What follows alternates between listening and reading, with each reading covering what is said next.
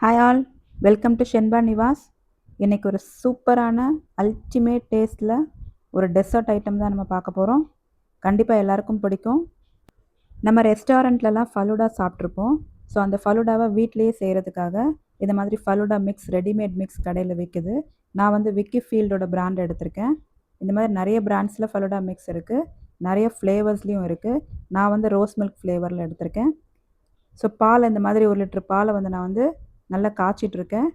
நல்லா கொதிக்கிற அளவுக்கு நல்லா காய்ச்சணும். நல்லா கொதி வந்ததுக்கப்புறம் தான் இந்த ஃபலூடா மிக்ஸை நம்ம உள்ள ஆட் பண்ணணும். இந்த ஃபலூடா மிக்ஸில் நிறைய இன்க்ரீடியன்ட்ஸ் போட்டிருக்காங்க. சேமியா இருக்கும், சுகர் அதிலே ஆட் பண்ணியிருப்பாங்க, ஆர்டிஃபிஷியல் ஃப்ளேவர்ஸ்க்காக, கலருக்காக போட்டிருக்காங்க. இந்த மாதிரி நிறைய இன்க்ரீடியன்ட்ஸ் இருக்குது. நம்ம வேறு எதுவுமே ஆட் பண்ண வேண்டாம். இதில் இருக்கிற இன்க்ரீடியன்ஸே நம்ம இதில் ஆட் பண்ணும்போது அந்த ஃபலூடாக்கான டேஸ்ட் எல்லாமே இதிலே வந்துடும். ஸோ நல்லா கொதிச்சதுக்கப்புறம் இந்த மாதிரி ஆட் பண்ணிக்கிறேன். இதை ஆட் பண்ண உடனே பாருங்கள், பாலோட கலரே நல்லா பிங்கிஷாக மாறிடுச்சு. பார்க்குறதுக்கு நல்லா கலர்ஃபுல்லாக இருக்கும். ரோஸ் மில்க் அளவுக்கு நல்லா சூப்பராக கிடச்சிருக்கு. இதை நல்லா மிக்ஸ் பண்ணி விடுங்க. சேர்த்ததுக்கப்புறம் மிக்ஸ் பண்ணிகிட்டே இருங்க கொஞ்சம் நேரத்துக்கு. ஏன்னா அந்த சேமியாலாம் நல்லா அடி பிடிச்சிரும்.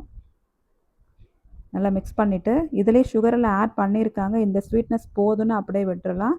இல்லை நமக்கு இன்னும் கொஞ்சம் ஸ்வீட்டாக சாப்பிட்ணுன்னு நினச்சிங்கன்னா கூட கொஞ்சம் ஸ்வீட் நீங்கள் ஆட் பண்ணிக்கலாம். சுகர் நான் ஆட் பண்ணியிருக்கேன்.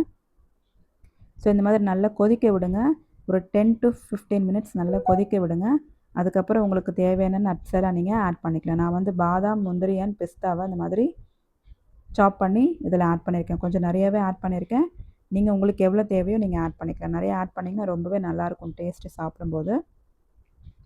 ஸோ இந்த பாலோட மிக்ஸ் பண்ணிவிட்டு நல்லா அதையும் நல்லா கொதிக்க விடுங்க. ஒரு 5 மினிட்ஸ் நல்லா அகைன் கொதிக்க விடுங்க. நல்லா கொதித்ததுக்கப்புறம் ஆற வச்சுட்டு ஃப்ரிட்ஜில் வச்சு சாப்பிட்லாம்.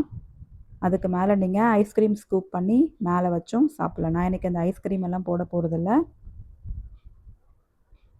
இதை நீங்கள் அப்படியே சாப்பிட்டாலுமே இந்த ஃபலூடா ரெசிபி சூப்பராக இருக்கும். இதில் நீங்கள் ஃப்ரூட்ஸ் ஆட் பண்ணிக்கலாம்.